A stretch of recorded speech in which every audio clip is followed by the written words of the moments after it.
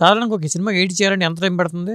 Sir depends upon mood sir. ఇప్పుడు ఈరోజు ఉంది సార్, నేను ఏంటంటే వెళ్ళాను అనుకోండి, మూడ్ బాగుందనుకో అక్కడే ఉంటా, మూడ్ బాగాలేదనుకో ఒక సీన్ చేస్తాను, వచ్చేస్తాను. నేను సినిమా మొత్తం చేయాలనుకోండి సార్, మంచిగా టైం ఇచ్చి అలా ఇస్తే ఒక 3 months 4 months అలా ఇస్తే మనం ఏంటంటే చేసిన తర్వాత కొద్దిగా మ్యూజిక్ కూడా వేసి ఇది మ్యూజిక్ మీద వర్కౌట్ అవుతుందో లేదా అలా ఉంటే ఇప్పుడు ఏం జరుగుతుందంటే సార్, షూట్ అవుతుంది, షూట్ 100 రోజులు చేస్తారు, ఎడిటింగ్ 30 రోజులు చేయాలి. అది కష్టం కదా.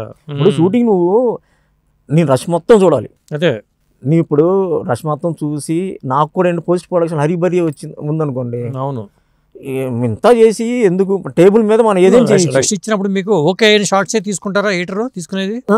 అది ఎలా ఉంటారంటే సార్, ఇప్పుడు మాకు ఎడిట్ రిపోర్ట్ వస్తుంది, వచ్చిన తర్వాత ఫస్ట్ అంటే నా ప్యాటర్న్ ప్రవీణ్ గారి ప్యాటర్న్ ఎలా ఉంటుంది అంటే ఆయన దగ్గర నేర్చుకుంది. ఫస్ట్ ఏడీ కూర్చోబెట్టి లైనప్ చేస్తాం, ఓకే, మళ్ళీ స్పేస్ ఇచ్చి పక్కన ఎంజిల్ పెడతాం, పెట్టిన తర్వాత ఫస్ట్ రష్ మొత్తం ఎడిట్ చేయం, ఓకే టేకులు అన్నీ పని లేవని చూపిస్తాం ఏడీకి. ఎవరైతే ఫాలో అప్ చేస్తున్నారు అన్నీ పని వేయండి అన్నారు అనుకో, మీరు వెళ్ళిపోయి ఒక కట్ చేసేస్తామని సీన్ పేపర్ పెట్టుకుంటాం. ఆల్రెడీ మాకు స్టోరీ చెప్తారు డైరెక్టర్, అంటే మరి అజయ్ గారు అయితే నాకు చెప్పారు, నేను వేరేది సినిమా ఇంకా సరే అని చెప్పి మన స్క్రిప్ట్ చదువుతాం.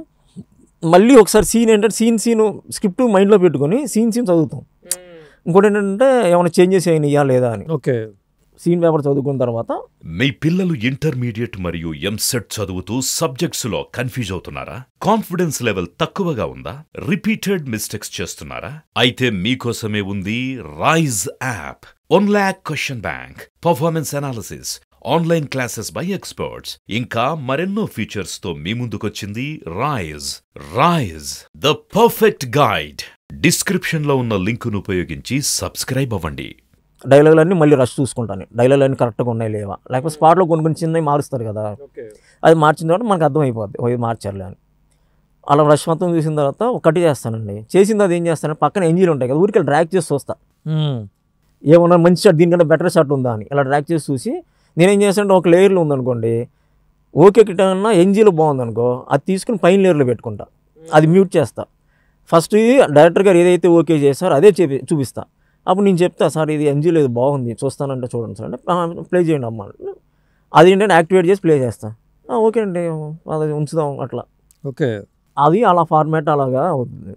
ఇప్పుడు రష్ ఎక్కువ వచ్చినాయి అనుకోండి, ఇప్పుడు మొన్న రీసెంట్గా ఏంటంటే సాంగ్ కూడా తీశారు, డాక్యుమెంటరీ లాగా తీసుకొచ్చారు, జాతర సాంగ్ 30 days ఎడిట్ చేసేది ఒక సాంగ్. మంగళవారం చూడండి చిన్న కట్లు కొద్దిగా. ఆ సాంగ్ మీకు యూట్యూబ్లో కూడా ఉంది. అదేంటంటే ఎందుకు 30 days పట్టిందని చెప్తాను చూడండి. రావులపాలెంలో డైలీ 5 hours కూర్చునేవాడిని సాంగ్ మీదే.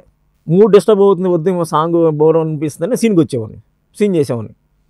సరే అని చెప్పి ఫస్ట్ ఏం చేసాం, కట్ చేసిన తర్వాత దీనికన్నా బెటర్ షాట్ ఇంకా బ్యూటీ ఉన్నాయి. సరే అని చెప్పి మళ్ళీ ఎత్తుతుంటే రష్ మళ్ళీ బ్యూటీ. ఎందుకంటే డాక్యుమెంటరీ అంటే వెళ్తాం చిన్న అక్కడక్కడ తీసుకొస్తారు కదా, కరెక్ట్గా ఎందుకంటే బీట్లో కూర్చోబెట్టాలి కరెక్ట్గా. నాన్ సింక్లో ఏముందో అనుకోండి సాంగ్ బాగోదు. ఇప్పుడు కళ్ళు ఉన్నప్పుడు కళ్ళు చూపిస్తేనే బాగుంటుంది, కాళ్ళు చూపిస్తే బాగోదు కదా.